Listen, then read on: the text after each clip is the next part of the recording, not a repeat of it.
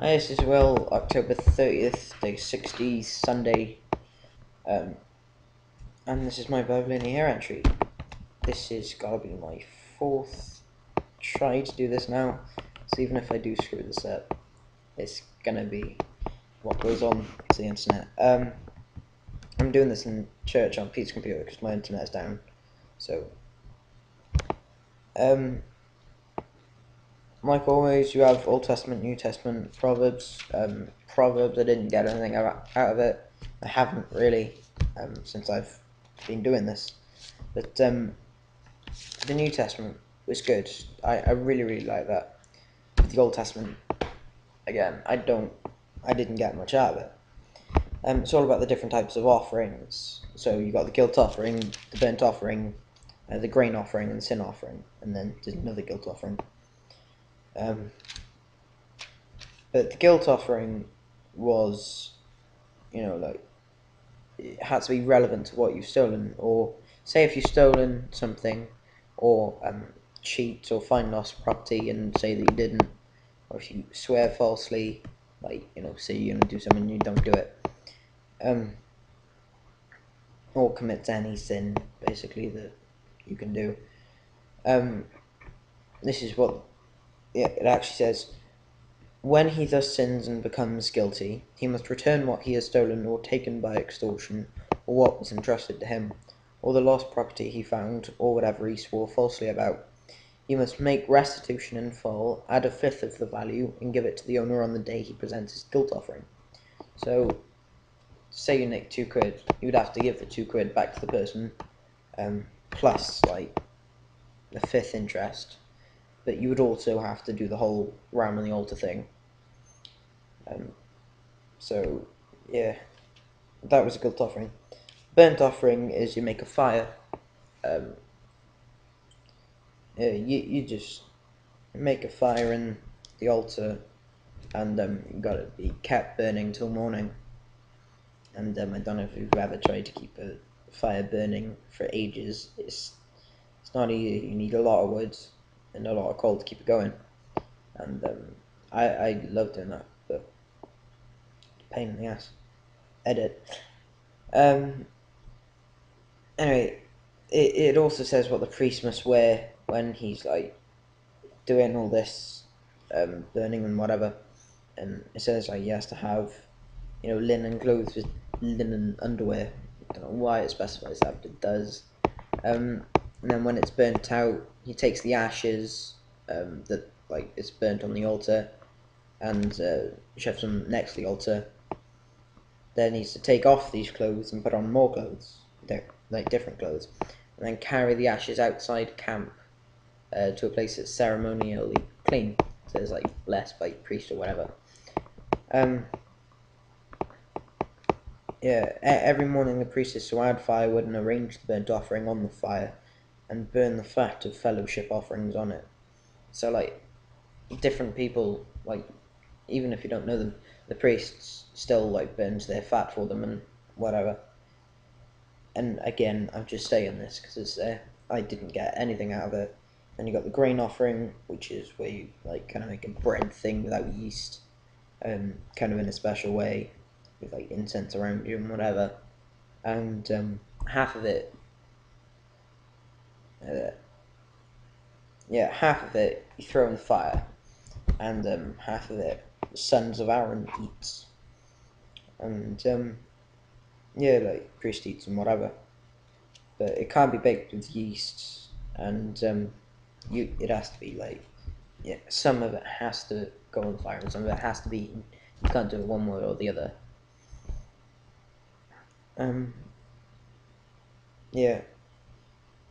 But the sons of Aaron must eat pretty well, because then in the sin offering they get lamb. Because in this it says this is a sin offering, so if you do something that you're not supposed to do, sin, you have to get a lamb or ram or whatever, slaughter it, take out various different body parts, and cook them, and then give them to the priest to eat. And why they do that, I don't know.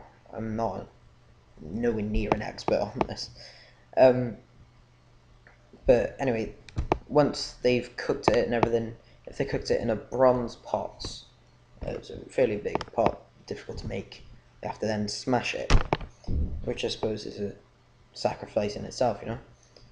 Like, it's going to cost you time and effort to make another one. And if it's done in a big bronze pot, then you have to probably scrub it and everything. And the pots are pretty big, so scrubbing it will be another sacrifice, you know? And it's all just time and place and punishment in a way. Then you got another guilt offering, which is pretty similar to the sin offering.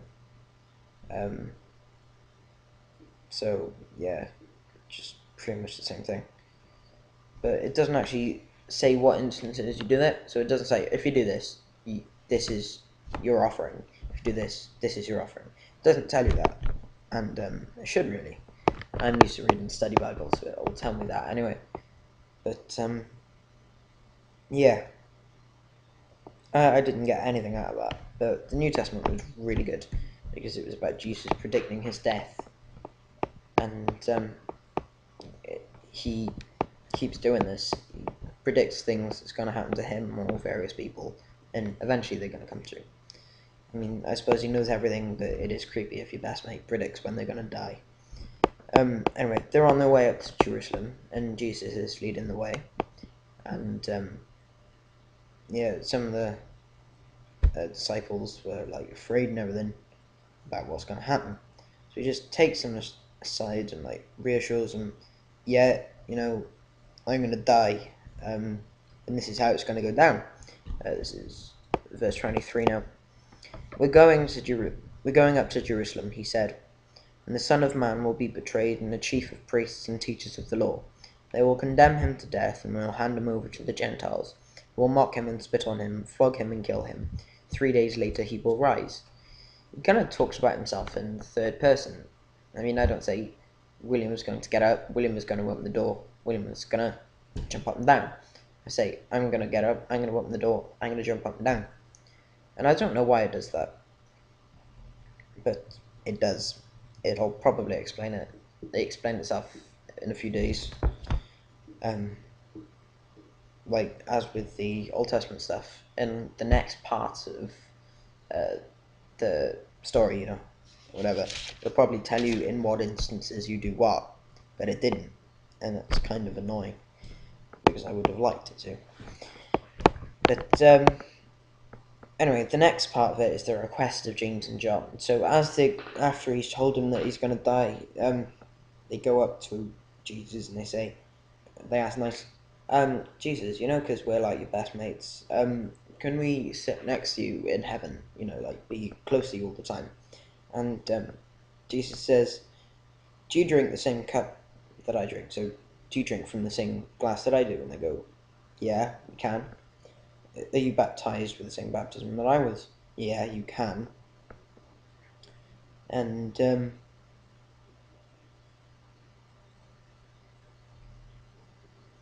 but sit at the left or right of me, this is Jesus now, but sit at the left or right of me is not to grant, so he's not in charge of that. You can't say, right, you sit next to me, you sit next to me. He's not in charge of that. It's not his responsibility to say. These places belong to those for whom it has been properly prepared. So he probably hasn't, you know, decided who's going to go where yet. So, I mean, maybe God will decide who sits where. Maybe God will decide, you know, who's close to Jesus, who's not. Because, I mean, everybody would want to be close to Jesus. It's kind of obvious. But then when he goes back to the other 10 disciples, they ain't pleased. They're kind of annoyed about it. And it says the word indignant. Now, I had to look this up, because I didn't know what indignant was, but it just means not best pleased. Yeah, and it's like, if my mates came up to me and said, oh, well, can I sit next to you at lunch? Can I sit next to you at lunch? Because I'm your best mate. I go, you know, who said, "You're my best mate." I got lots of mates, you know. I don't value you as my best mate. I don't value them as my best mate. You're all good mates to me. I don't pick favourites. And neither does Jesus, because if he could pick favourites, he would just have thousands and thousands of favourites. We'd all be his favourite, because he loves us all equally. And, yeah, it's kind of weird. I don't know how it's going to work in heaven. I don't know if there's going to be some shifts. Like, today I get to sit next to Jesus, tomorrow you get to sit next to Jesus. I don't know how it's going to work, but it just says here that Jesus isn't in charge of who sits who. He probably knows, but he doesn't want to reveal it.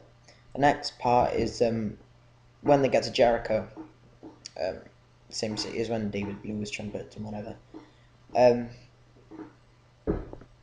Yeah. Then there's a blind man sitting in the street, and he hears that Jesus is coming, and he proper starts yelling, like, "Jesus, Son of David, have mercy on me." And he yells this over and over and over, and everybody's telling him, "Shut up, Jesus is holy. He doesn't want to deal with you, and just kind of ignore him or whatever. I'm trying to get him to shut up. But he does it again and again. He goes, "Jesus, Son of David, have mercy on me." And then eventually Jesus hears him, and he tells his disciples, "Go and get him, bring him here." So he kind of staggers over, still blind and whatever. And the disciples say to him, "Cheer up, on your feet, let's go see Jesus." He's calling you. So he wanted to speak to this guy. It's not like this guy came in front of him and said, "Have mercy on me." It's not like he was obstructing his way. It's he wanted to. He didn't have to, but he wanted to. And that's pretty cool, because Jesus must have had a pretty busy schedule. If he wants to hang out with you, nice one. But the blind man goes up to Jesus, and he says to Jesus, "Jesus, Son of David, have mercy on me." And he says, "Rabbi, I want to see." And he goes, "Okay, go," said Jesus. "Your faith has healed you." Immediately he receives his sight and followed Jesus along the road. So Jesus asked, "What can I do for you?" And he says, "I want to see." He goes, "All right, you can see." And as soon as he finished saying that, he could see. And he was so happy that he joined, the crowd behind him and carried on walking. And that's pretty cool, because just by having faith in Jesus and knowing that he can heal him, and that was pretty cool. But again, the Proverbs, I didn't get anything out of that.